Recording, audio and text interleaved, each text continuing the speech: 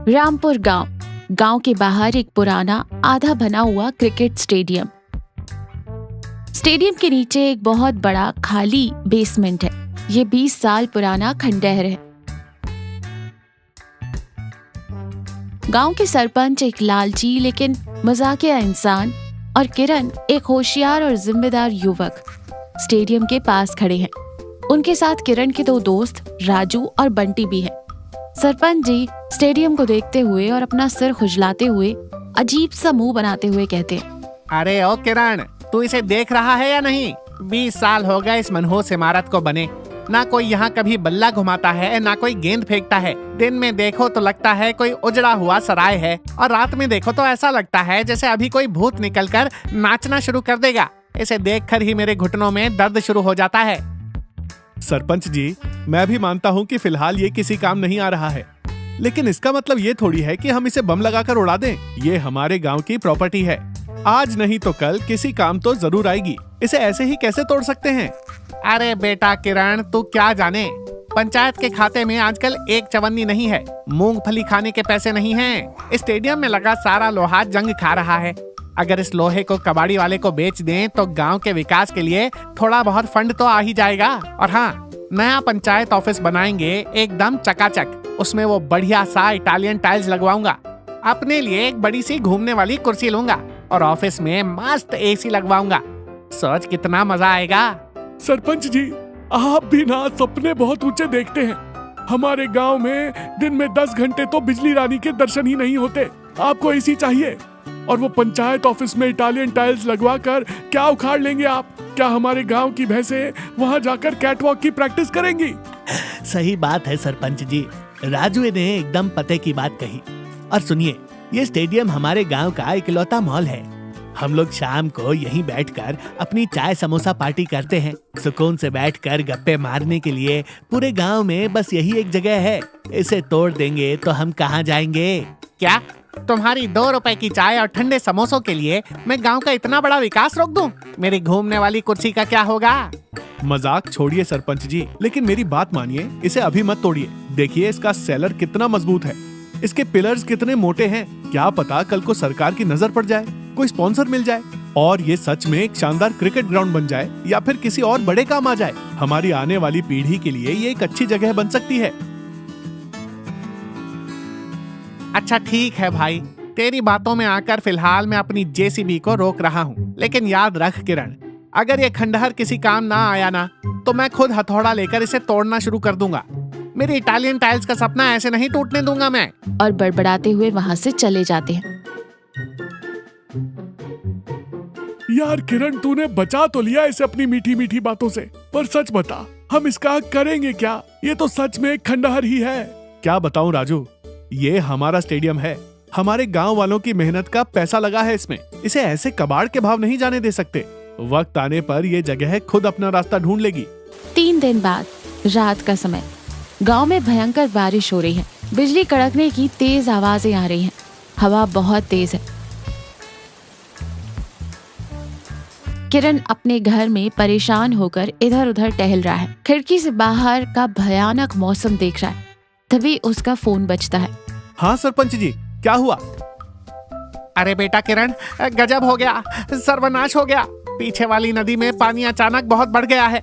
बाढ़ का पानी सीधा गांव में घुस रहा है। मेरे घर की बाउंड्री वॉल टूट गई है और पानी मेरे आंगन तक पहुंच गया है। मेरी तो धोती गीली हो गई है। क्या कह रहे हैं आप? लेकिन बारिश शुरू हुए तो अभी सिर्फ 3 ही दिन हुए हैं। इतनी जल्दी बाढ़ कैसे आ सकती है सरपंच जी? अरे वो ऊपर वाले डैम वालों ने बिना कोई सायरन बजाए, बिना कोई वार्निंग दिए सारे गेट खोल दिए हैं। अब मैं क्या करूं? गांव वालों को कहां ले जाऊं? मेरी तो जान सूख रही है।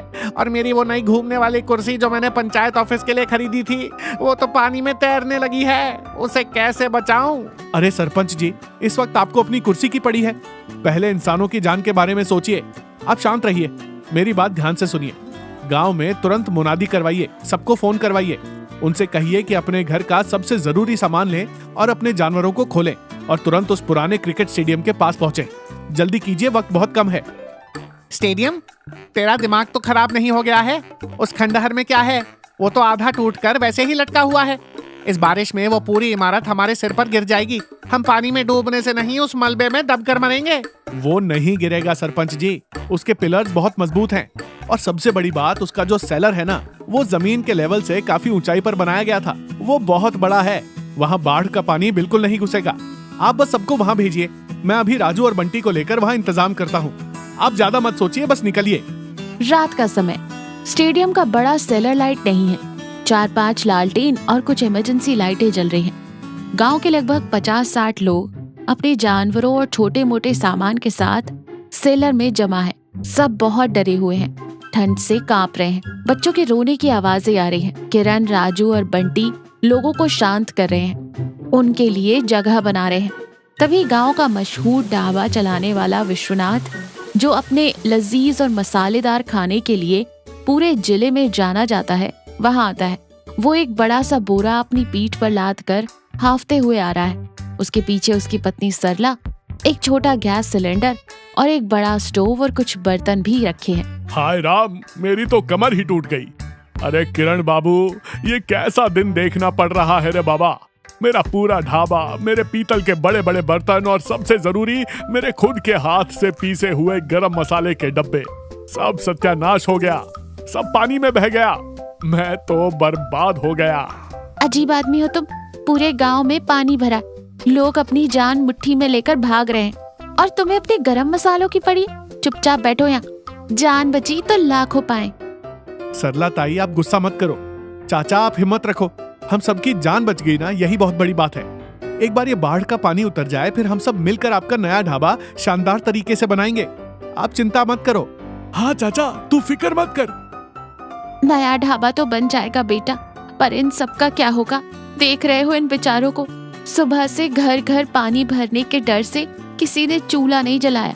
भूखे बच्चे रो रहे हैं, बुजुर्ग ठंड से कांप रहे हैं, पीने को गर्म पानी तक नहीं है। इनका क्या होगा? विश्वनाथ चाचा, एक बात बताओ, तुम ये इतना भारी बोरा लेकर आए हो, इसमें है क्या? और सरला ताई तो सिलेंडर और चूल्हा भी ले आई हैं। अरे बेटा, जब पानी बढ़ने लगा तो मैंने अपनी पिकअप गाड़ी में थोड़ा सा चावल, दाल, आटा, तेल और कुछ मसाले रख लिए थे। सोचा था कहीं सुरक्षित जगह जाकर रसोई लगाऊंगा, पर पानी इतना ज्यादा आ गया कि गाड़ी को वहीं बाहर सड़क के किनारे छोड़ना पड़ा। बस ये एक बोरा राशन और ये सिलेंडर ही बचा पाया। मैं और राजू अभी जाते हैं और तुम्हारी उस पिकअप गाड़ी से सारा राशन और बर्तन यहाँ ढोकर ले आते हैं। एकदम सही। और विश्वनाथ चाचा, तुम यहीं इसी सेलर में अपना चूल्हा क्यों नहीं जलाते? तुम यहाँ अपनी रसोई शुरू करो। अगर इन परेशान और भूखे लोगों को तुम्हारे हाथ का गर्मा गर्म खाना मिल जाए तो इनकी आधी घबराहट और ठंड तो ऐसे ही भाग जाएगी और तुम्हें भी अपना ढाबा चलाने का सुकून मिलेगा। क्या कह रहे हो तुम लोग? यहाँ इस घुप अंधेरे सेलर में जमीन पर बैठकर मैं खाना कैसे बनाऊंगा? कोई सिस्टम ही नहीं है यहाँ, ना पानी है ना रोशनी। ये कोई अंधेरा सेलर नहीं है चाचा, आज रात ये हम सबका घर है, हमारी जान बचाने वाली जगह है और सिस्टम से ज्यादा अभी लोगों को तुम्हारी जरूरत है। तुम खाना बनाना शुरू करो, बाकी पीने का पानी लाने से लेकर सब लोगों को परोसने तक सारी जिम्मेदारी मेरी और मेरे दोस्तों की। तुम बस अपनी कढ़ाई चढ़ाओ।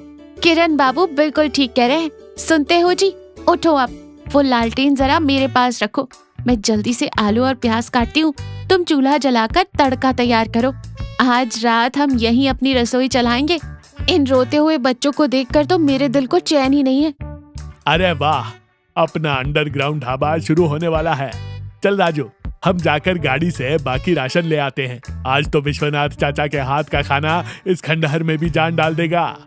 अगले दिन की सुबह, बाहर बारिश अभी भी हो रही है। सेलर के अंदर अब अच्छी खासी गर्माहट है। विश्वनाथ और सरला ने एक कोने में अपना पूरा सेटअप जमा लिया है। तड़के की छौंक की आवाज और गरम गरम खिचड़ी और आलू गोभी की सब्जी की खुशबू पूरे सेलर में फैल गई है।